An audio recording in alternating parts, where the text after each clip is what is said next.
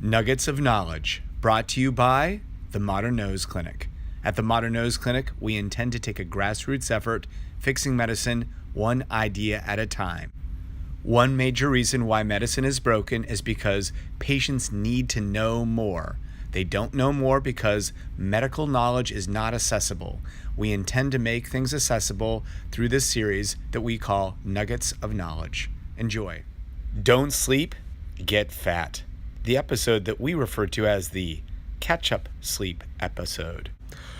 Oh, excuse me.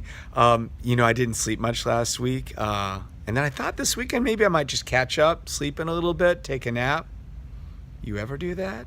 If so, this episode's for you.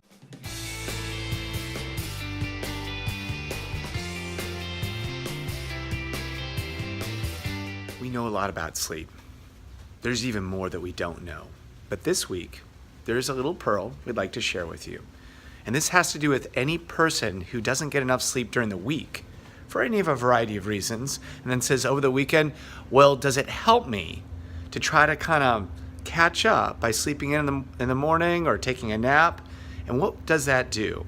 The research looked at 3 different study groups. Let me show you. What they did was they took really healthy people. None of these people had any medical problems. They didn't take any medications. They had no psychiatric problems. They had no children. These are the people who eat well and take care of themselves. So we start off with really healthy people. And then we put them into 3 different groups, okay? The first group got 9 hours of sleep every night for 10 days. Sounds pretty good. Sounds pretty uncommon. Anyway, that was group 1. Group 2, they got 5 hours of sleep for 10 days, okay? And then group 3, they got, and they're the most interesting ones, so kind of wake up, all right? Stop yawning. They got 5 hours of sleep from Monday to Friday. Sound familiar? On the weekend, they were allowed to sleep all they wanted to. They could nap, they could sleep in the morning. And even on Sunday night, they could go to sleep as early as they wanted to. But starting on Monday night, from Monday to Friday, 5 hours of sleep. Did they do this with a lot of people? Yes, they did. They took 36 men and 36 women in each of these groups, and they followed them, and they measured them. And that's the interesting part.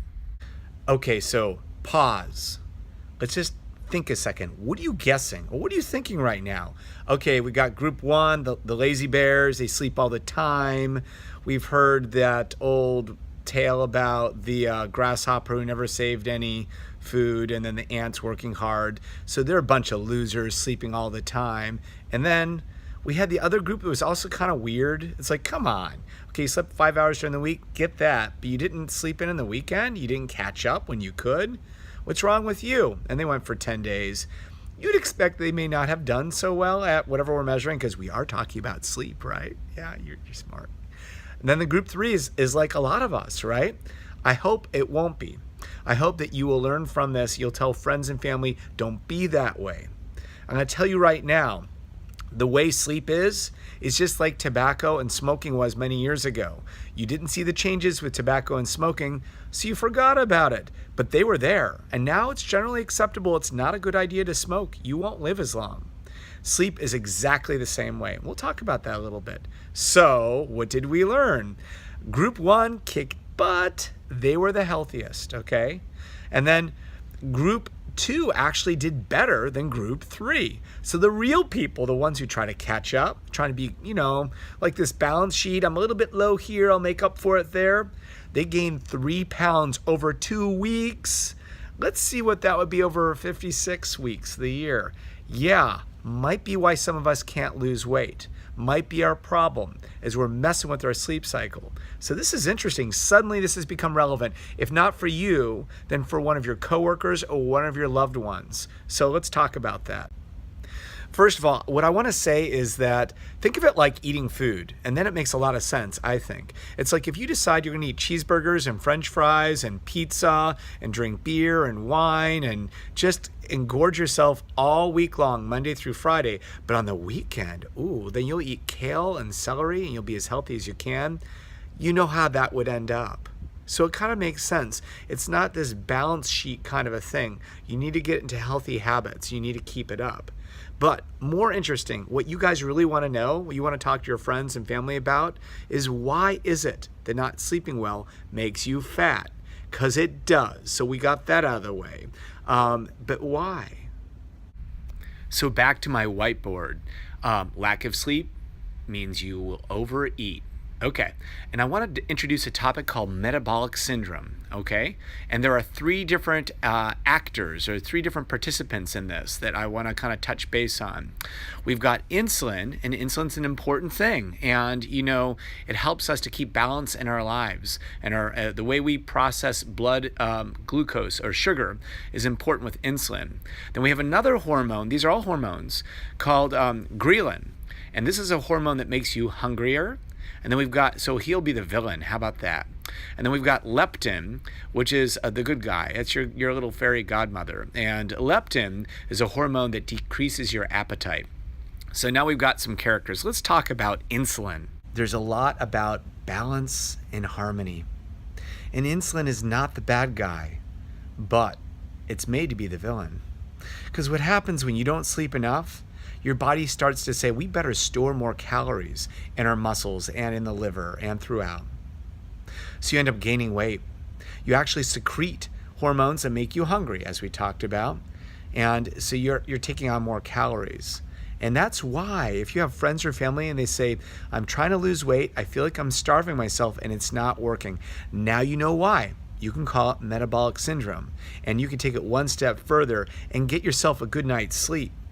That's simply put what you need to do. Also, that research, okay, be the person who sleeps 9 hours every night for 10 days. You'll be smoking. No, not smoking. You will not be smoking. You will be happy. You will live long. Okay.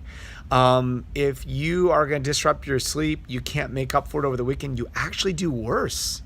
The person who just keeps being sleep deprived doesn't get this shock to their system. Excuse me.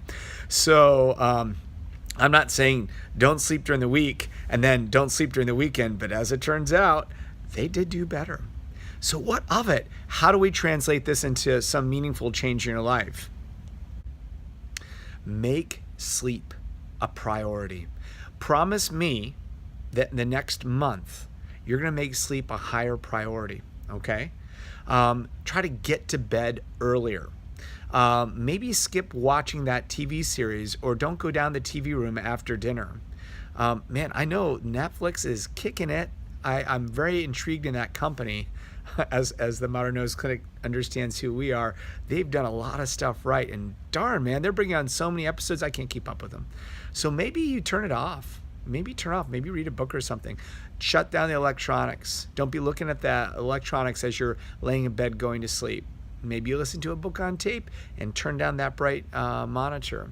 But just get to bed earlier and see how you feel after 2 weeks. So, Dr. Douglas Skarada with the Modern Nose Clinic.